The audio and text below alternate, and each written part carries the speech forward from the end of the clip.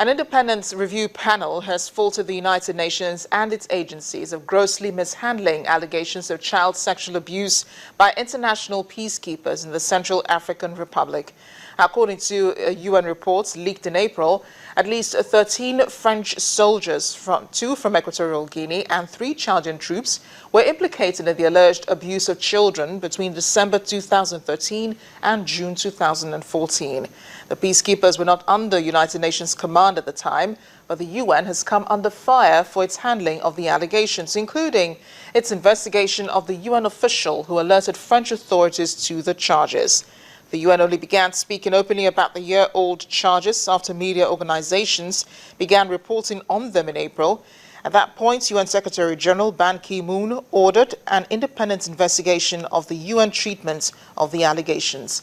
In its findings, the 3-member review panel harshly criticized the way the UN and its agencies dealt with the alleged abuse, calling it seriously flawed and a gross institutional failure. It said 3 senior UN officials had abused their authority by failing to take action. UN Chief Mr. Ban Ki-moon has accepted the findings. The report has found that 3 United Nations officials abused their authority. Given the gravity of the findings, the Secretary General will act quickly to determine what action might be necessary. To uphold the fundamental principle of accountability, and in light of the history of allegations of sexual abuse by troops in the Central African Republic, including the current allegations, the Secretary General had previously asked one of them, his special representative for the Central African Republic, to resign. The report also found that while there were some shortcomings in the performance of several other United Nations officials and officers, they had not abused their authority. The Secretary General believes that missteps by these individuals were largely the product of flawed systems. He intends to study these cases further to ensure that all individuals and officers heed the lessons of the review. The Secretary General intends to urgently review the panel's recommendations and act without delay to ensure that systematic issues, fragmentation, and other problems are fully addressed. He stresses, however, that some of the recommendations will require the involvement and approval of member states. Meanwhile, the UN has released another report saying at least 60 million people have been displaced from their homes and are living in refugee camps around the world. A figure includes 20.2 million refugees, the highest total since 1992. The numbers are mainly from the Arab countries, which is Syria and so on, while the numbers of those internally displaced are set to have reached an estimated 34 million people.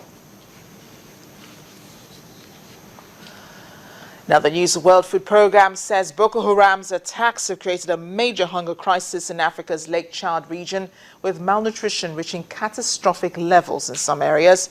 The violence in the region has disrupted livelihoods, including fishing and farming. It hit cross-border trade and markets and left 1 in 10 of those who have been uprooted without enough to eat. World Food Programme warns that more than 5.6 million people do not have enough food to eat in areas affected by the Boko Haram crisis in the Lake Chad region, where violence has led to a surge of refugees and internally displaced people.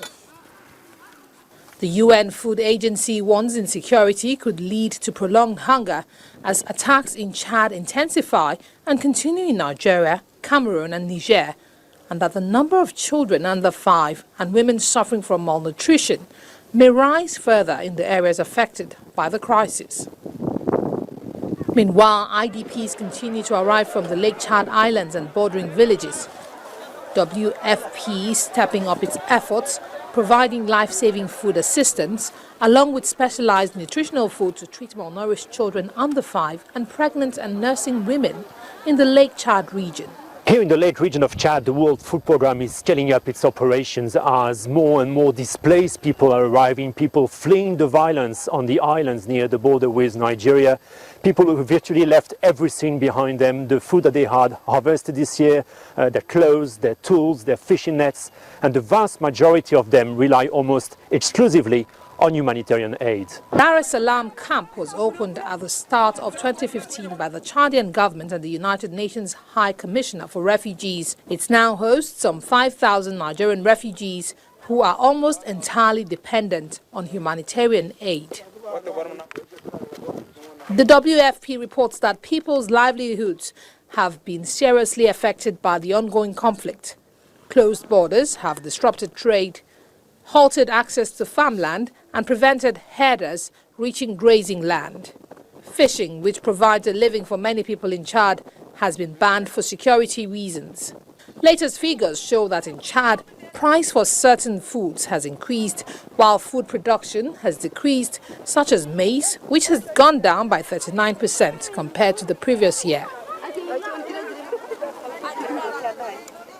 Here in Nigeria, a federal high court in Abuja has granted bail to former National Security Advisor Colonel Sambo Dasuki and 4 others standing trial for alleged money laundering and criminal breach of trust.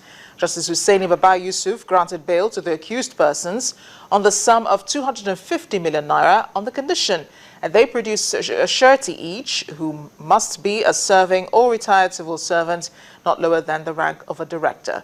A civil servant must also show possession of a property within the FCT worth the same amount. All the accused were also asked to deposit copies of their international passports with the court registrar and also to notify the court of any travel arrangements outside of the FCT.